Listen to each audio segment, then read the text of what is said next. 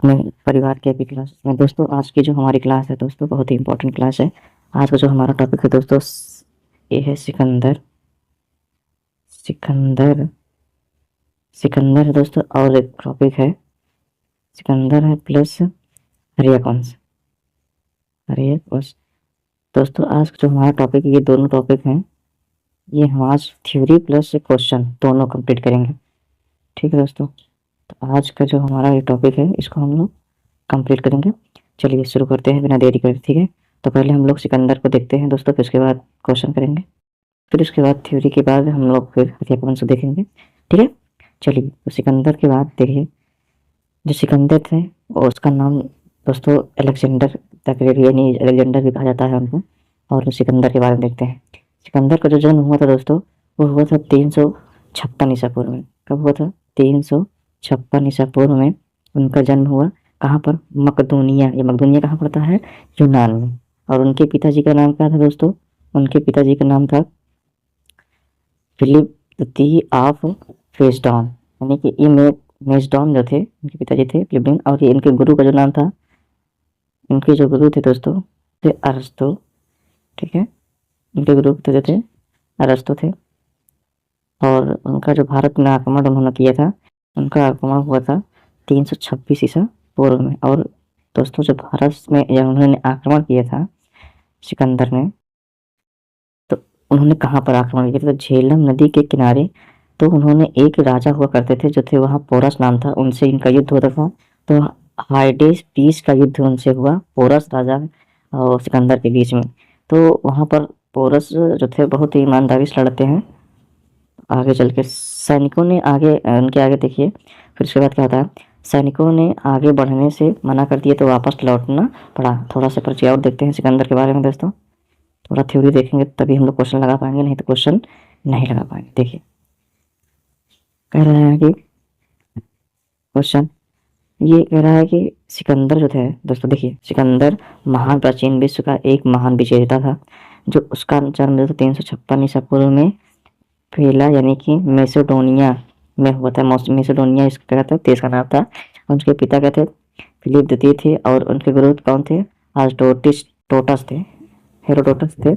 और उसके बाद सिकंदर का भारत में आगमन किया अभियान कब हुआ था? 326 से 327 से 325 ईसा पूर्व। और सिकंदर ने भारत पर आक्रमण 327 ईसा में किया था। भारत में आक्रमण कब किया था?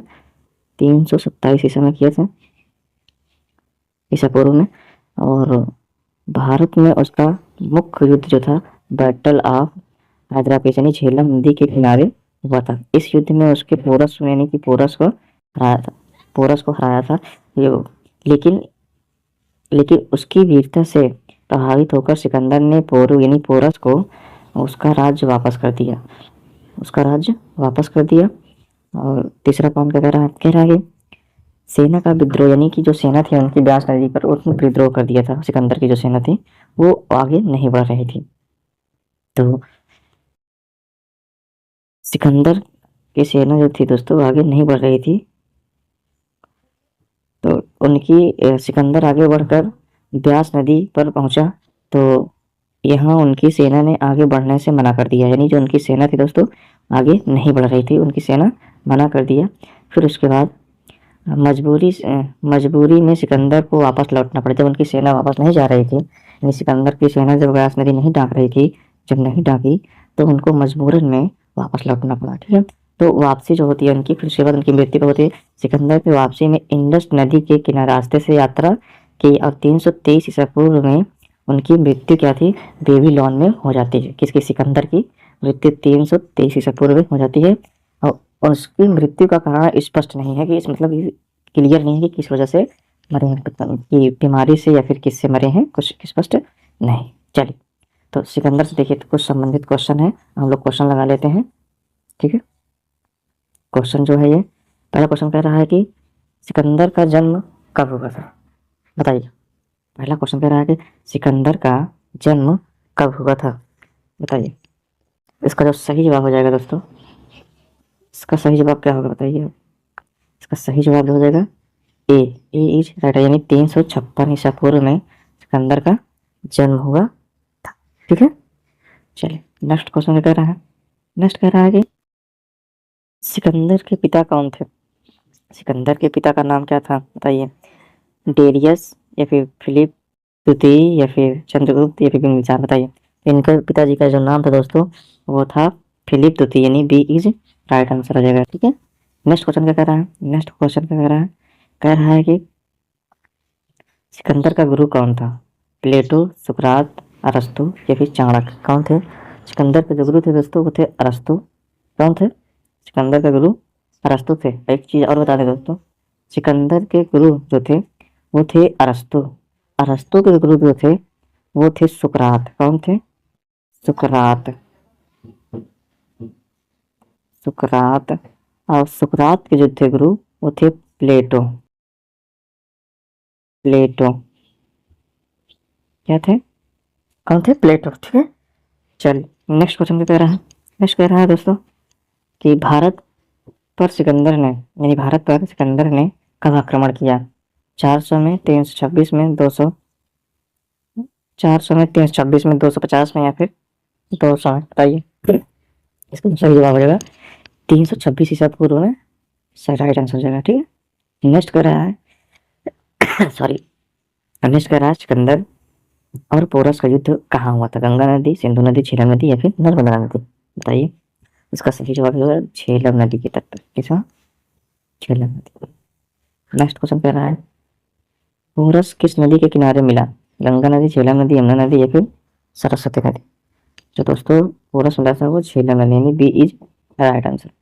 नेक्स्ट क्वेश्चन कह रहा है कि सिकंदर किस देश का था, भारत का, फारस का था या फिर यूनान का था या फिर चीन का था। इसका जो सही जवाब हो जाएगा दोस्तों यूनान हो जाएगा, यानी C is right answer. Next question कह रहा है, नेक्स्ट क्वेश्चन कह रहा है कि सिकंदर की मृत्यु कहाँ हुई, भारत में, काबुल में, यूनान में या फिर मिस्र में, कहाँ पर हुई थी बताइए। इसका जो सही जवाब हो जाएगा वो काबुल में हुई थी। कहाँ पर हुई थी, काबुल में। नेक्स्ट क्वेश्चन क्या कह रहा है, नेक्स्ट कह रहा है कि सिकंदर ने भारत से वापसी क्यों की, हार गया, बीमार गया, फिर सैनिकों ने मना किया या फिर धन खत्म हुआ, बताइए। इसका सही जवाब जो होगा दोस्तों उसके सैनिकों ने मना कर दिया था, नहीं, सैनिकों ने मना कर दिया था। ठीक है, नेक्स्ट क्वेश्चन क्या कह रहा है, नेक्स्ट कह रहा है कि सिकंदर का प्रसिद्ध, देखिए सिकंदर का प्रसिद्ध युद्ध कौन था, प्लासी, पानीपत, हाइड्रे हाइड्रे स्पीच या फिर तलिकोटा, कौन था युद्ध। इसका सही जवाब जो हो जाएगा दोस्तों हाइड्रे स्पीच, यानी कि सी इज राइट आंसर हो जाएगा। ठीक है, चलिए नेक्स्ट क्वेश्चन देखिए। अब दोस्तों आ गया है हमारा हर्यवंश, क्या आ जाएगा, हर्यवंश हम लोग देखेंगे। जो हर्यवंश डायनेस्टी थी उसको थ्योरी पढ़ेंगे, फिर उसके बाद इसका फिर क्वेश्चन लगाएंगे। ठीक है, जैसे सिकंदर को किए हम लोग वैसे हर्यवंश को करेंगे।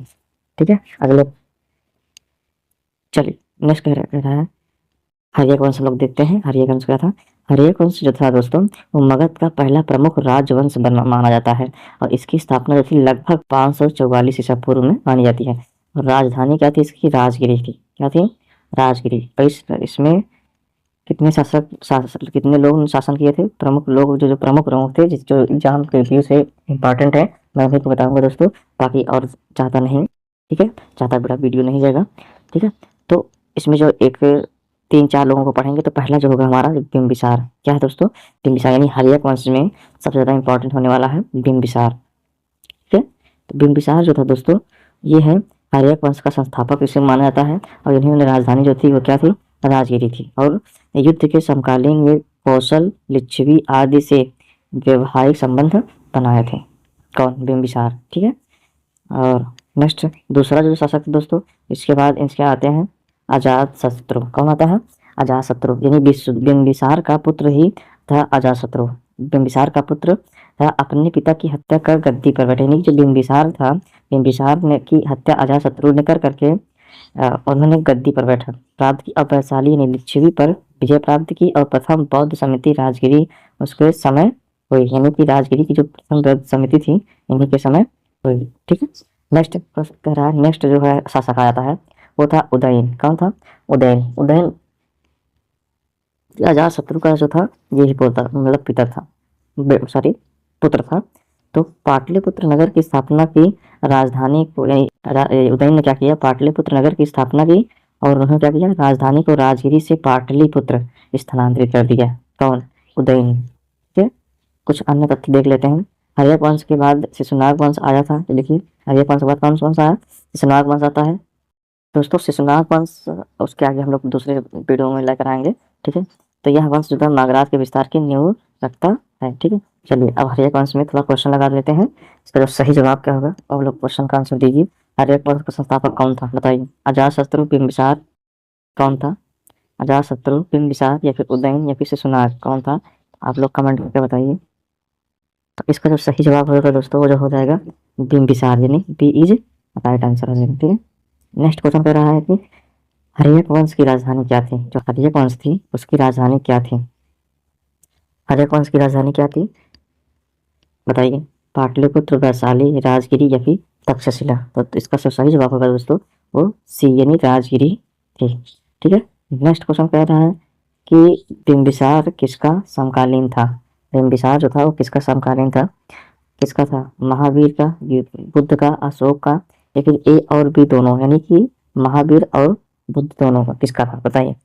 तो इसका सही जवाब जो हो जाएगा दोस्तों बिंबिसार जो था डी सही हो जाएगा, यानी कि महावीर और बुद्ध की दोनों के समकालीन था। नेक्स्ट क्वेश्चन क्या कह रहा है? नेक्स्ट कह रहा है कि अजातशत्रु ने किसकी हत्या कर कर गद्दी पर प्राप्त की थी गद्दी? शिशुनाग की, बिंबिसार की, उदयन की या फिर कालाशोक, किसकी? इसका जो सही जवाब होगा दोस्तों बिंबिसार, यानी अजातशत्रु के पिता कौन थे? बिंबिसार। अब अजातशत्रु की हत्या कौन करता है? उदयन। कौन करता है? उदयन करता है। ठीक है, उनका पुत्र होता है उदयन, वो करता है। ठीक है, नेक्स्ट कह रहा है कि अजातशत्रु ने किस राज्य को जीता, यानी जो किस राज्य को उसने जीता था? कौशल को, वत्स को, वैशाली को या फिर अवंती को? तो इसका जो सही जवाब होगा क्या हो जाएगा?